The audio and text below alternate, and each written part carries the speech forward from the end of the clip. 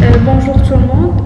Dans cette vidéo, nous allons vous montrer comment créer une centrale éolienne sur le logiciel MATLAB Simulink réalisé par les étudiantes Hasna Hajjoub, Nejwa Khabli et Hiba Mounir. Alors, MATLAB est un logiciel de calcul matriciel à syntaxe simple avec ses fonctions spécialisées. Il peut être aussi considéré comme un langage de programmation adapté pour les problèmes scientifiques. Et Simulink, c'est l'extension graphique de MATLAB permettant de travailler avec des diagrammes en bloc. Alors, la première des choses, on ouvre le logiciel MATLAB, on clique droit dans la fenêtre Current Folder pour pouvoir créer un nouveau dossier New Folder. On lui donne comme nom Wind par exemple.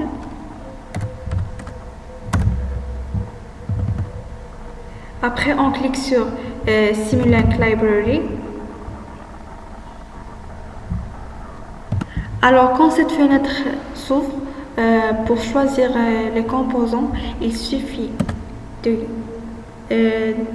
ici le composant souhaité.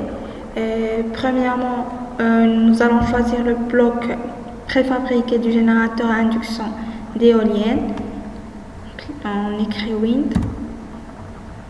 Avant ceci, on doit cliquer sur cette icône New Model.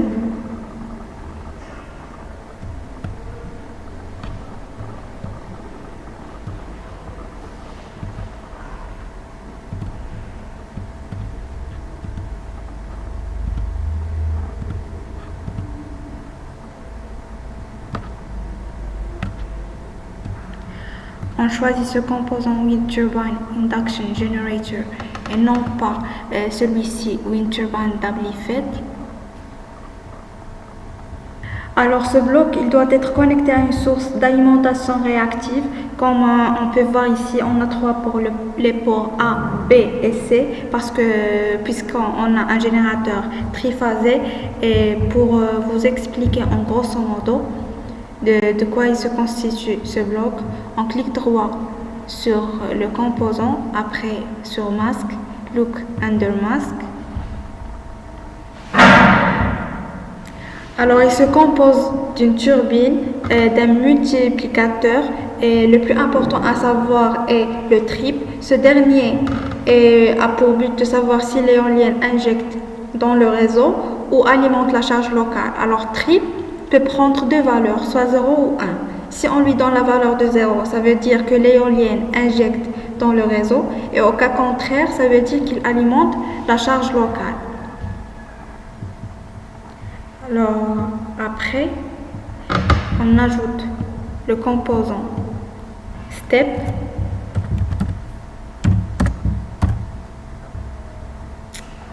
Alors, Step, son but est de limiter la vitesse du vent à la valeur donnée, puisqu'on lui a donné la valeur de 12 mètres par seconde. Et après ce composant, on ajoute le composant Rate Limiter.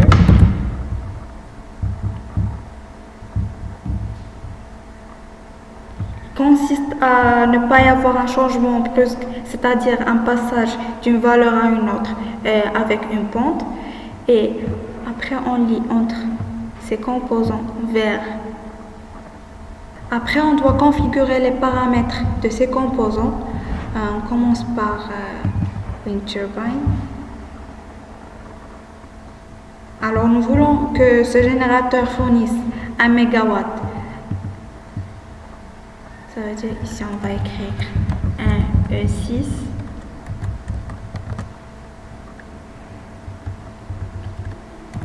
Et une tension de 380 avec une fréquence de 50 Hz. Et les autres caractéristiques, on les laisse en définir par défaut. Pour la turbine, la puissance nominale sortie 1 E6. Pour la vitesse de base du vent, on la prend à 12 mètres par seconde. Et on laisse les autres paramètres par défaut. Alors, après, on clique sur Apply.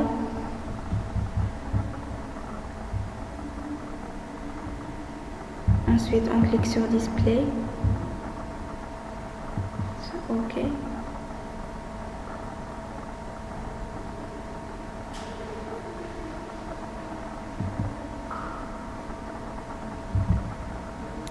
À partir de cette courbe, on a comme vitesse de base 12 mètres par seconde, qui correspond à une puissance optimale 1 MW.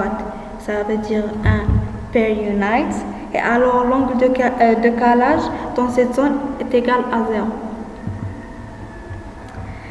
Après, nous allons construire maintenant l'étage de sortie du modèle à partir de cette M ici. On va choisir le composant Path Selector.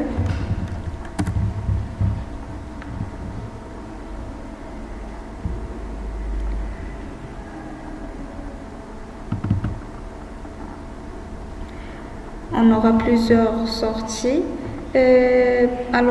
Pour choisir les sorties que nous allons utiliser, on doit cliquer en double-cliquant ici pour supprimer ces signaux définis par défaut et on sélectionne les sorties qu'on veut visualiser.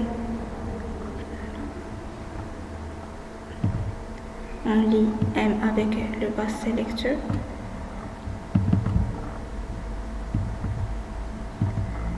Remove.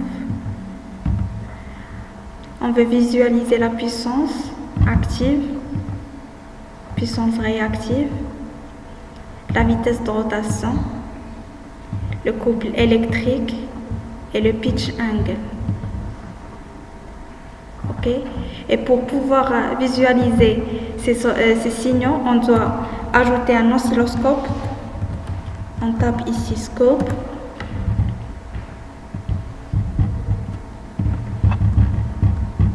Pour pouvoir bien visualiser nos sorties, on peut faire deux oscilloscopes. Alors, on doit configurer les paramètres des deux oscilloscopes.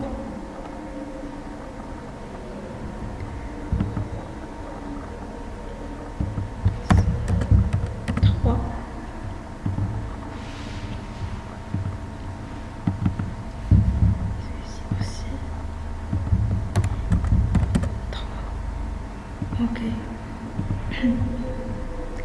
Après, on lit entre eux, pitch angle, couple électrique, puissance réactive, la puissance active et la vitesse du vent.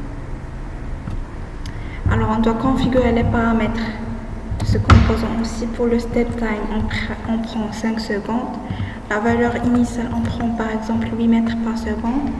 Et pour la valeur finale, on prend 12 mètres par seconde. Et pour ce composant, il suffit de changer par continuous. OK. On doit ajouter un autre composant, une constante, pour pouvoir changer la valeur de trip.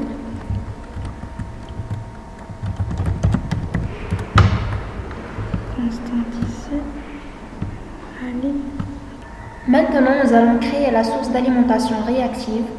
D'abord, nous allons utiliser une source triphasée en recherchant Three-Phase Programmable Voltage Source. On a les ports A, B et C et le neutre. On va le lier à la masse en choisissant le composant ground.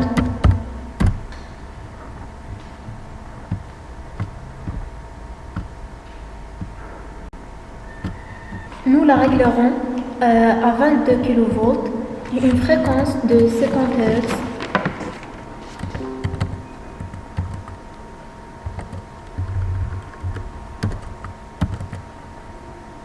Et le générateur de flux de charge est laissé comme oscillation swing. Après, on doit le connecter avec un transformateur parce que la source de tension utilise une autre tension en choisissant Three-Phase Transformer 2 enrôlements. Alors maintenant, nous allons mettre dans la prémisse du transformateur, le deuxième enroulement doit être réglé sur YN et le premier paramètre est défini par défaut YG. Pour la configuration des paramètres du transformateur, la puissance nominale sera réglée en 4 mV/A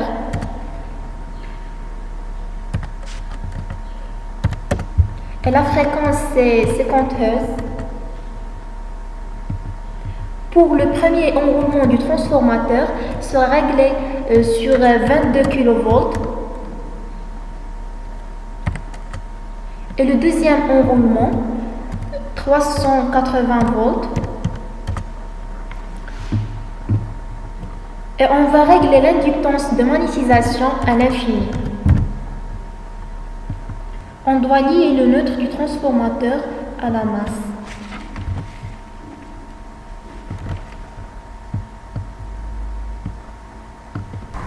Ensuite, on va ajouter deux composantes de mesure pour pouvoir mesurer la tension et le courant de la moyenne tension entre le réseau et le transformateur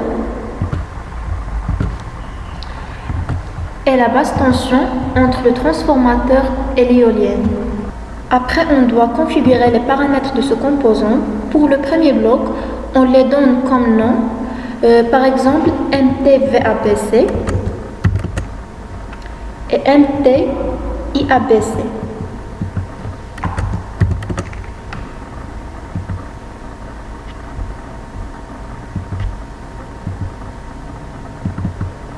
Et pour le deuxième bloc, BTVABC et BTIABC.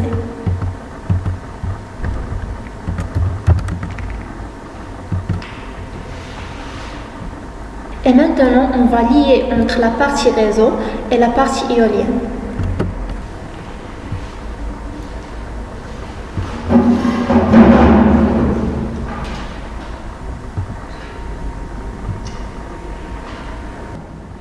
Et voilà, puisque notre éolienne a besoin de la puissance réactive pour qu'elle puisse démarrer, on doit alors ajouter un capacitor bank, c'est-à-dire le composant triphasé parallèle RLC. Pour la configuration de ces paramètres, on a premièrement la tension, c'est de 380 volts, la fréquence c'est de 50 Hz. Pour la puissance réactive, c'est de 400 kW. Et pour la puissance active, c'est 0. Et pour la puissance inductive réactive, c'est aussi 0. Puis, on ajoute deux composants power phasor.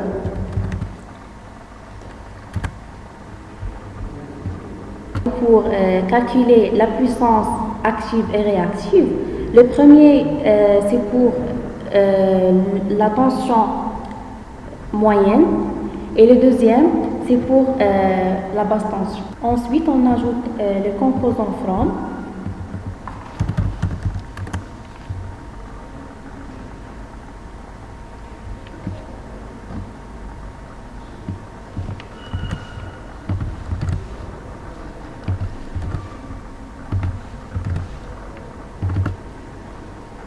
Tout en donnant les mêmes noms qu'on a déjà mentionnés dans les composants de mesure.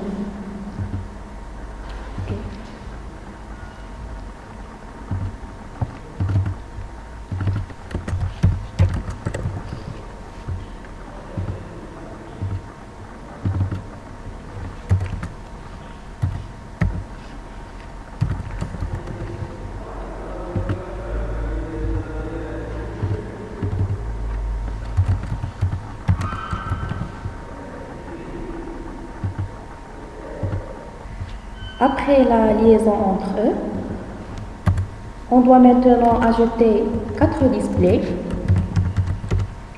pour pouvoir afficher les résultats des puissances actives et réactives.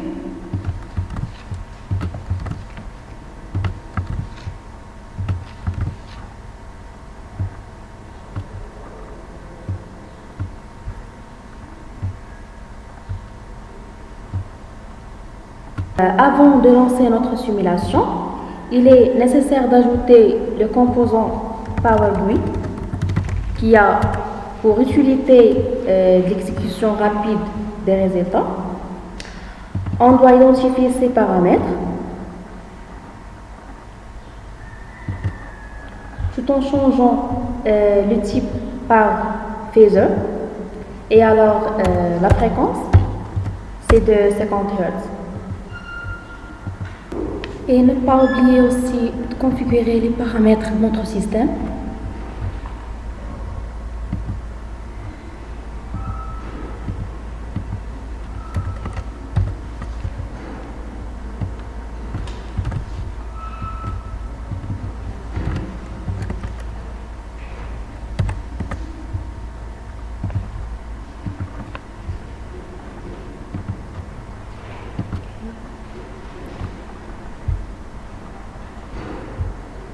On peut lancer notre simulation tout en cliquant sur Run. Et voilà, comme on peut voir ici, les résultats des puissances sont affichés. Et puisque la valeur de trip est égale à 1, la puissance est presque nulle. Et c'est logique, comme nous vous l'avons mentionné dans le début de notre vidéo.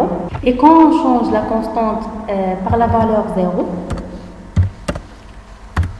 on obtient les résultats suivants. Alors maintenant, on peut visualiser les signaux sortis tout en cliquant sur les scopes. Alors voilà les courbes, que ce soit la vitesse du vent, la puissance réactive ou la puissance active, l'angle de calage.